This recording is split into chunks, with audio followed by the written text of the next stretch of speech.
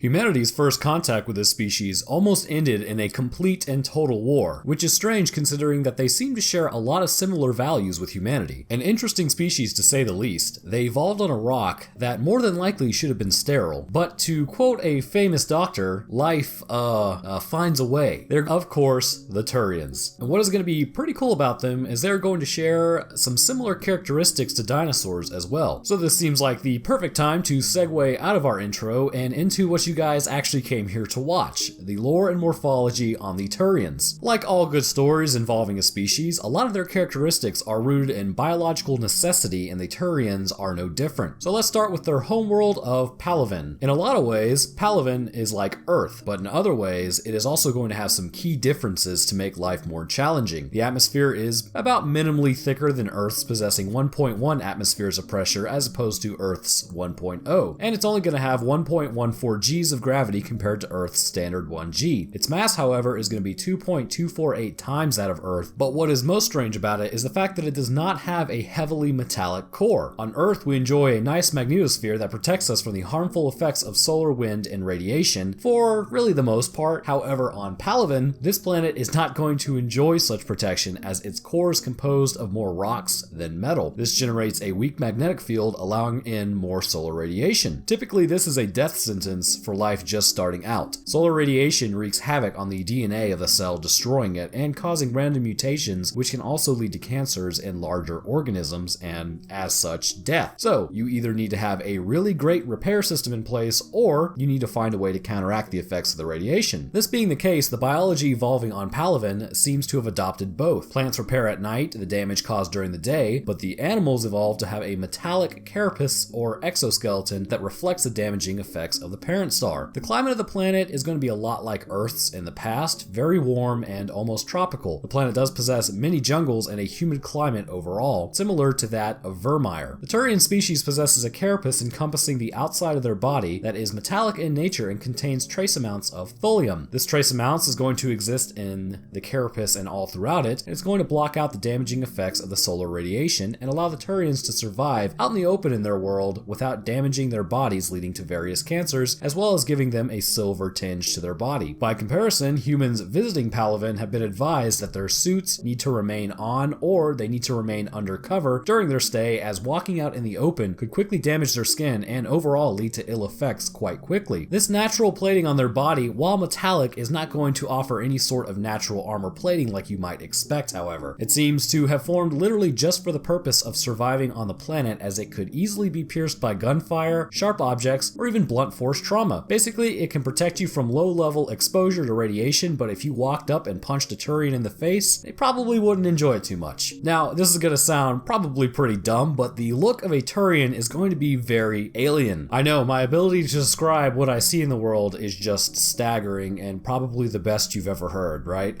Anyways, so they will stand over 6 feet tall on average, but as usual, when discussing morphology, we will start with the feet and work our way up. The feet of a Turian is composed of 2 large toes, and these are very long tarsal bones. They will be used primarily as the form of locomotion contact area. What is pretty cool about the Turian is it can be compared to Earth's own dinosaurs. In fact, you are about to get a lot of information on dinosaurs as well, because bipedal Turians seem to share a lot of the same structures as bipedal carnivorous dinosaurs. The legs continue up into a digitigrade structure, and it's going to walk on its toes. This evolutionary path would give the Turian the ability to move quite quickly and silently, and judging by its carnivorous evolution, that would probably make them accomplished hunters. Further up the leg, we come to the calf and knee area. In this area, we are going to see a very low fat content, and it appears to be very sinewy, much like that of an ostrich on Earth. Albeit it's not a bird of prey, they still do have the creepy man legs. One of the interesting structures is the 2 protrusions out of the back of the knee. These honestly could be there as an identifying way to measure genetic quality of mates, as they seem more decorative than functional, but that is just a hypothesis and should be disregarded upon new information learned. Moving up the legs, we come to the thigh and pelvic area. The thighs are going to appear much like that of a human's, with quadriceps, and be proportionally thicker compared to the calves. The pelvis is somewhat strange, however, as it seems the femurs of the Turians connect to the sides of the pelvis rather than like a human connection point, which is under the pelvis. This gives the creature the appearance of wider hips and the legs almost being larger, So thus, the Turian will actually have a rectangular shape as opposed to a human male, which is going to have a triangular shape. The abdomen of the Turian comes to a V shape upon hitting the pelvis, but overall it serves its purpose. The organs and digestive abilities of Turians are quite strange. It is stated that while they are meat eaters, Turians cannot ingest the same types of meats from animals that humans can. It is all based on their amino acids. Turians and humans are both going to be carbon-based and oxygen-breathing organisms. Turians are composed of dextro amino acids, whereas humans are levo amino acids. There are also several other species of levo, but we will focus on the Turians and the humans. It is said that if a Turian ingests some meat that a human does, let's say a burger, at best it'll pass through the digestive system offering no nutrition. At worst, it'll send the Turian into anaphylactic shock, killing them if the issue is not addressed quickly. The organs of a Turian do seem to resemble the birds on Earth, as a saying exists in their society: if you polish enough gizzard. So it can be assumed from that they do have a gizzard of sorts, and it's also known that they eat rocks to break down tougher to digest foods. This is also going to be like the birds and reptiles of Earth. So you're seeing a theme here? They're basically space velociraptors. Really, what is more interesting about the Turians is going to be their chest region. The chest or rib cage of a Turian is quite barrel-shaped. This isn't actually just going to be the armor making them appear larger than it actually is. As stated previously, Turians are accomplished runners and hunters, and seeing as their blood is blue, this is going to indicate that they have copper-based blood cells rather than iron-based blood cells like our red blood cells. The issue is that copper does not bond well with oxygen, or at least not as well as iron does, meaning that the lungs need to be larger and quite efficient to supply the body with enough oxygen to maintain functionality, giving the much larger barrel chest that we see on Turians. Heading down the arms, we can see their structure is quite similar to a human's. You have your standard triceps and biceps, a very long forearm leading down to hands. These hands are composed of 2 fingers and an opposable thumb. On these hands exist rather large talons. It can be assumed that they are left over from a more primitive time when Turians would slash and more than likely eviscerate prey animals. These claws are going to exist on the feet but are usually covered with armor. Overall, a fight with a Turian in hand-to-hand combat is not going to be quick or an easy one, and you will probably get cut up a lot. Coming to the head of the Turian, there may be many strange features here, but again, they are all going to be rooted in necessity. Here, the carapace is most clearly shown as the individual pieces move whenever a Turian speaks. The cheeks seem to open up, giving you a look into the sides of the mouth, and what you find is pretty terrifying if it wasn't the most bro alien in the galaxy. The mouth is composed of many sharp teeth like needles. Again, I will relate it back to the Velociraptor as there are many similarities. When a tooth is damaged on a Turian, it will also regrow, as it does not really have a specific limit to teeth growth like humans do. In this sense, we are going to be comparing them more to sharks. No ears like a human's can be seen, however, they do have ear holes on the side of their head, allowing for the intake of sound waves. The eyes are clearly going to be that of a predator. 2 eyes sit facing forward, if not marginally beady, and the darker coloring and size is quite important, however. Due to the radiation, damage to the eyes would occur quite rapidly if they were the size of a human's eyes, leading to glaucoma or a host of other corneal or lens issues. Darker coloring absorbs the rays better, and the skin is going to cover most of the eye, protecting the light-sensitive organ from the damaging effects of solar radiation for the most part. No hair is going to exist on a Turian, which honestly is going to be expected as they are much more avian than mammalian. What does exist on the top of their head is a crest. Well, if you're male anyways. Males will have spikes coming off the backs of their heads, which more than likely conveys fertility to females, and females are going to lack this crest. And speaking of females in the Turian biology, Turians are going to be viviparous, meaning that they do not lay eggs but produce live young. However, they do not gestate the same way human fetuses do. In our gestation, human fetuses are attached to an umbilical cord that receives nutrients directly from a mother's blood. In Turians, however, the blood puts the nutrients into a yolk, and then the Turian fetus is going to be nurtured off the nutrients in this sac. Both species will produce live, viable young, however. Turians are also going to be born with all their teeth, but traditionally the mothers will chew the first few meals for them to transfer the antibodies to their child, as their bodies do not produce milk like mammals do for the transfer. Gestation of a Turian fetus also takes about 2 months longer than a human fetus, right around 11 months or so, and the lifespan of a Turian is just about the same as a human's lifespan. The psychological makeup of a Turian is very similar to humans. Very duty-bound and honorable, maybe even a little more so than humanity actually, but this mentality permeates every part of their society, which can be seen in their military duties, public service, and commitment to uphold a stable hierarchy. You would think that this would make humanity and Turians get along rather well, but this commitment to duty actually actually saw humans and Turians almost getting into a full-scale war due to humanity's naivety and Turians' duty-bound mentality. Humans attempted to open a relay after the Rachni Wars that had been shut off, and the Turians reacted in policing measures, attacking the human ships. This led to a confrontation, and the Citadel had to step in and stop both species before they annihilated one another. But let's be honest here, Garrus is literally the best alien bro you could ask for, so it might just be something humanity has to get over. In summation, I would say that the Turians are almost a representation